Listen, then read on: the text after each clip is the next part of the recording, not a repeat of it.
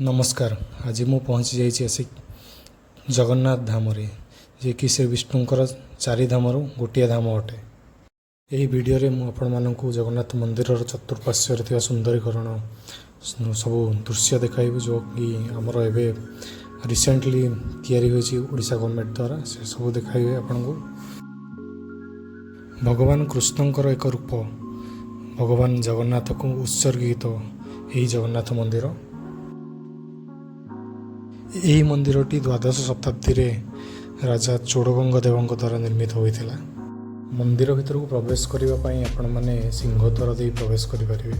आपण देखुथिबे सामना रे बहुत सारा टेंट बना जाइए जो कारण भक्त मान को आपण खरारू रक्षा पाई परिबे।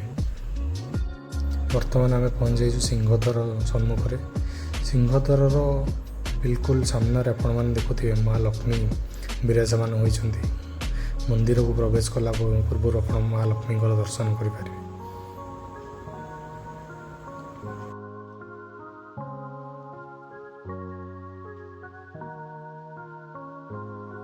जगन्नाथ मंदिर गोटे रोचक तथ्य हो जगन्नाथ मंदिर लगी नील चक्र आप जो दिगरू देखिले भी आपण पट को मुह कर देखा पाइबे।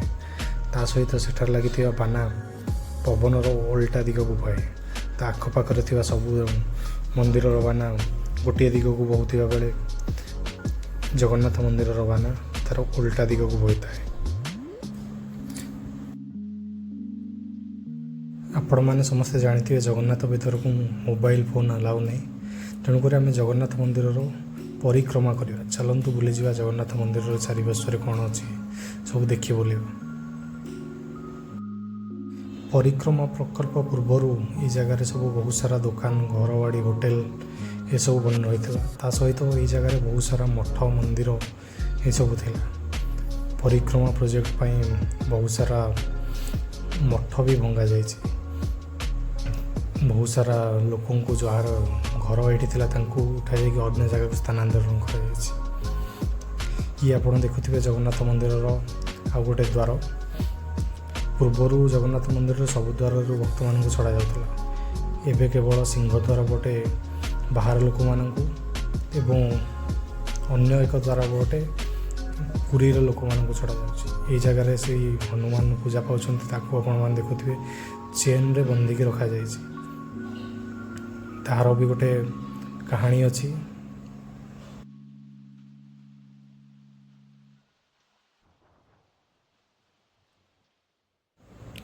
ये जगह आप देखिपे भगवान जगन्नाथ छोट छोट मूर्ति भगवान कृष्ण मूर्ति अन्य सब भगवान मूर्ति सब जगह रखा जाए पूजा कर।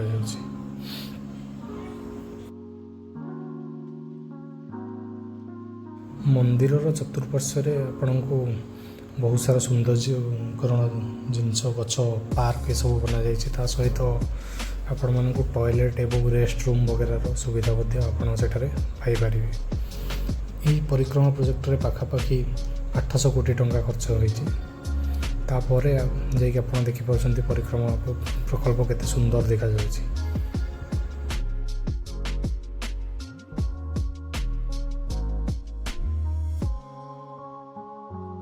पूर्वर थिबा मठ को भंगा जाई भाया नुआ मठ सब तैयारी करा जायछि। जगन्नाथ मंदिर चारिपाखे आप भाया मठ देखा मिले। ता सहित छोट छोट पार्क सब बना जाइए रेस्ट रूम ड्रिंकिंग वाटर ये सब सुविधा आपपर।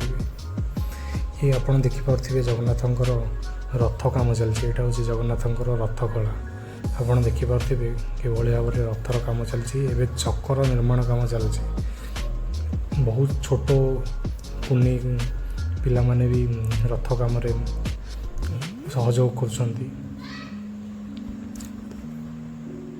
मंदिर परिक्रमा तो बुली गले आसतु देखा एवं जा पूरी गोल्डन बीच को।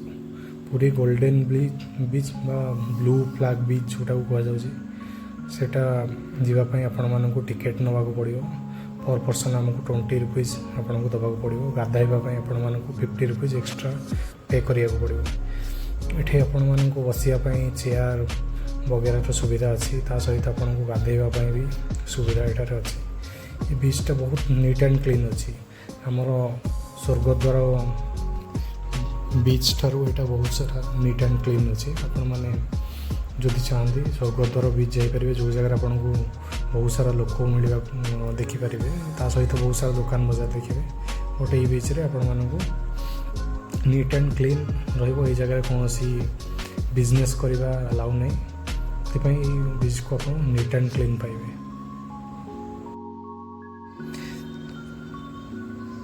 बीच को लगे सी बीच को लगे आपणकर चिल्ड्रेन प्लेइंग एरिया अच्छी जोटारे छोट पिला माने खेली पारिबे तांकर भी मनोरंजन पूरा व्यवस्था करा जायछि। एठार आपनको बीच रो इन्फॉर्मेशन बोर्ड ये सब जिनस आप देखि पारिबे। संध्या बेलार दृश्य ये बहुत बढ़िया थाए। ये आप देखिपे छोट पिला प्लेइंग एरिया। आपण मानक समस्त को रिक्वेस्ट करुँच आम चैनल आप जब नुआ अच्छा आम चैनल को लाइक करंतु कमेंट करंतु और सब्सक्राइब करंतु ता सहित वीडियोटी आपण सांग मान फ्रेंड मान शेयर करंतु।